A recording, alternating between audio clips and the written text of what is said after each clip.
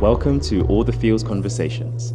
This podcast is a safe haven for emotions and feelings to be seen and shared. Here, we want to embrace all the feels, bringing us closer to ourselves and each other.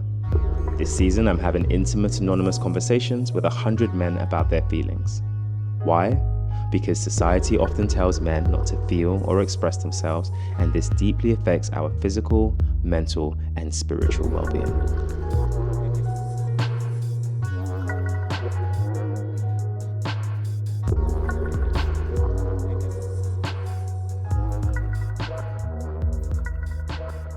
And what's your relationship status at the moment? My relationship status is single. Okay, single and looking, single and chilling, single and Single and chilling for now. so we're gonna kick off with love. Um, what does it feel like to you to be in romantic love? So romantic love to me is a desire to want to be around someone and be with someone and to want nothing but the best for them. For me, I'm a person who enjoys intimacy, particularly emotional intimacy, the vulnerability. Because I think there's kind of like two sides to love. There's loving somebody and allowing yourself to be loved by somebody. And loving somebody is really more about the outward emotion and kind of the part that you give. But allowing yourself to be loved by somebody is about what you take. And I think it's very largely about trust. Because it's kind of like, do you trust yourself to be open with somebody else? Do you trust yourself to be alone with somebody else? Do you trust them with the things that you don't speak out loud to anyone else? Like that form of love is almost like to do with that trust element where it's kind of like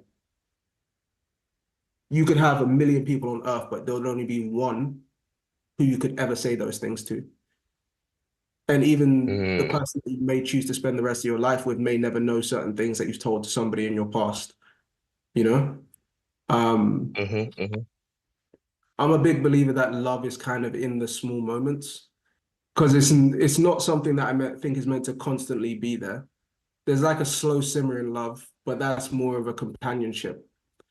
Whereas the actual love itself, the genuine emotion, you need to feel something almost visceral. And it's something that is active, not passive. Where would you say this love that you talk about when in love or with love or of love, where would you say it lives in your body? I feel like it's in your gut, Mm, to be honest. I feel like it's actually in your gut. And you obviously feel it in your heart, but I don't think it's with your brain. Because I'm sure most people will have had that type of situation where it's kind of like your eyes meet for like a second. And for whatever reason, you and the other person your eyes meet with, you just hold it for half an extra second than you normally would. I do not know what you're talking about. You never have that. You No, I'm never have joking. that. I'm joking. That's like every day. That's like once a day for me. I'm like, oh no, sorry. And it's like in that moment, you know, and they know that there's some form of connection. And it's so hard because you can't put it into words, but it's like, it's just there. No, Um, I love that. So you say you feel it in your gut, yeah? yeah, definitely. Definitely. But not It's your head. something between, yeah, it's something between lust and like rationally wanting something. What have you learned about relationship from your parents? You know what? I can't speak too much on the romantic side of my parents' relationship. As a West African couple, they have never been the most uh visibly romantic. But Mm, one thing I did come across once was a letter that my mom wrote to my dad, just expressing how grateful she was for everything that he did for our family. And this is something I just came across by chance, and it was a letter written maybe like 15 years ago. I found it beautiful and interesting. One, that she did it, but two, that he still had it. wow. You know, there are lots of situations that I've seen where the way they support each other, like they know each other well. When I try and think about love and relationships and all of that, like to me, the expectation I'll have of my relationship or my wife is that that's the person I need or I want to know me inside and out. And equally, I want to know them inside and out. And I think that's kind of what I see in my parents when they work together. When they don't work together, obviously, it's a different story. But yeah, that's the slice of life that we don't always want to look at. Okay, no, I love that. I love that. Wow, there was the letter. Where did he keep it? Where was it? It was amongst his files. Ah, okay. It wasn't in like a little box with a heart on it. Nah, nothing that wet. Yeah, this is a bit of a deep one. I haven't had the nerve to ask this question to anyone yet, but here we go. What emotions Mm. did you feel when you lost your virginity? Okay. So not many, to be honest, because it was a sequence of events that it wasn't the right way for me, right? Mm, Because the way I see sex and intimacy, the way I've always seen it is that it's something that's meant to have value. It's not simply an act in and of itself. It's about what comes with it. And in my particular circumstance, I was out with some friends, drinking, partying, etc. And then one of my friends did something that pissed me off, right? It annoyed me. And as a result of that, I somehow ended up going home with a girl. In fact, I'm gonna call her a woman because she was full grown, two children, like children were maybe like 10 years younger than me. So this was like a mature woman. And I wasn't even into her. But in my emotional state and in my state of mind, I was like, whatever, I don't really care that much. So I just kept on going with the flow and going with the flow and going with the flow until the flow led back to her place. And then, yeah, but in terms of the emotions, I was just kind of like going with it because I didn't feel too much, is the best way I can describe it. how would you have liked to rewrite that story if you could? Not her, first and foremost. Um, I think I've had much more important people in my life that I would have rather shared a moment like that with, where it would have had much more weight and significance, just kind of like a drunken entanglement, and one you don't even remember too well, type of thing. Because even the day after, when, yeah, even the day after, it was kind of like I came back from that with war wounds, and I was confused because I was like, Oh, something about this whole thing didn't feel right. But yeah, um, yeah, I think it's things like that, things, especially where I am now in life, I believe it even more. But like those forms of intimacy should only really be shared with people you genuinely care about, because anything short of that is a bit of a waste. It's mm. just a momentary physical lust that you're gonna forget. On our final topic, um, and it is being in relationship. Um, what people talk about, oh, I do the work in relationships. I've had a lot of men Mm. say that here. And I don't think I fully know what they're talking about. But if you know what this do the work is, how do you do the work in your relationship? Um, that's a great question.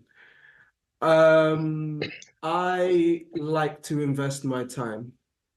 That's probably how I would say I do the work in terms of investing my time, trying to make an effort to see people, trying to listen, trying to find solutions to problems. What I can say for free is that whatever work I have done in relationships, Like I'm sure my partners would have said they did more work. Because I've met some very kind women and some who've given me more than enough rope to hang myself with. But I just think putting in work doesn't mean it's the right type of work. So yeah, I mean, clearly as a single man, whatever work I have been putting in has not led to the fruits of that labor. What do you think are the signs of a healthy relationship? I guess smiling with each other, being able to trust one another. Communication is a big one. Intimacy. Yeah, I could probably sum all of it back to like physical intimacy and emotional intimacy and Mm, communication. Those are probably the three signs of a healthy relationship for me. Because it's not even to do with proximity. Like you can live with someone and not be physically or emotionally intimate, you know? yeah. But once you attain those things, I think those will typically be the signs of a good relationship. Because to be intimate with someone physically and emotionally takes trust. When you've been in relationship, have you ever felt heartbroken? And what did that feel like? Oh yeah, that was kind of feels like your heart's getting wrenched out of your chest. Um, yeah, yeah. It just feels brutal. Mm, Um, and it slowly heals over time. And you can try your best to rationalize it, but ultimately, eventually, you just have to accept that whatever caused that heartbreak.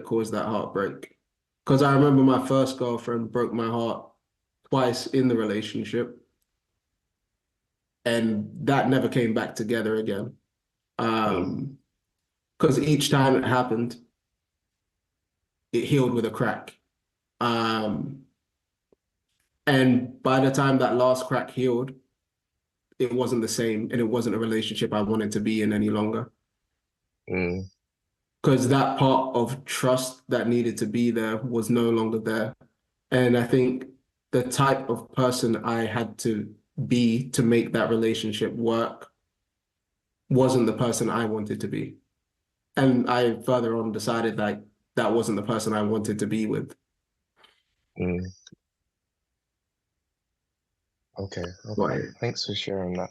And so we're just on the final question. I ask every man this that comes onto this. Why do you think men struggle to express their feelings? I think because we don't have, well, no, I think we don't trust what other people are going to think about our feelings.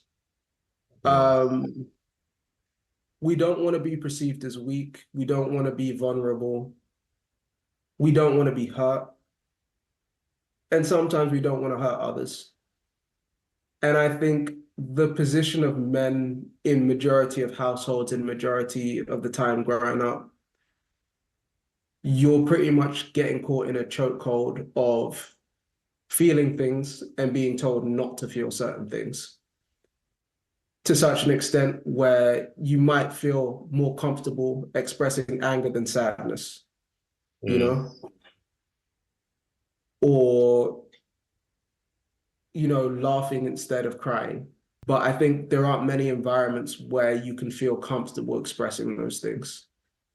And I think I've probably been very fortunate that I've had friends around, certain friends around anyway, who felt more intact with their emotions and more open to talking things through, without it being perceived as like, without the following toxic masculinity of, stop being a girl type of thing.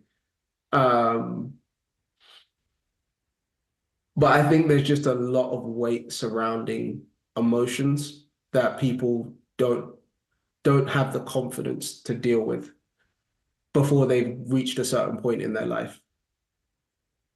And I think the damage from the early stages of that then carries through to when people are older. But I think for most people, if somebody told you, like, I'm feeling sad is not a weak emotion. It's just an emotion you have, you know?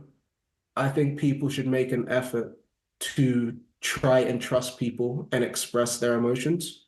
Most people will have felt a similar way before, and they might have a way to help you. They might have something nice to say, something to bring you out of it.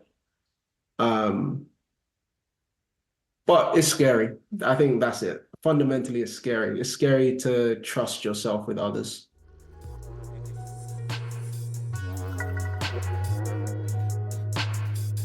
These feelings are in a man near you, and so if you care about their mental health, and I know you do, please share. Maybe give it a like and a comment, but definitely follow for more.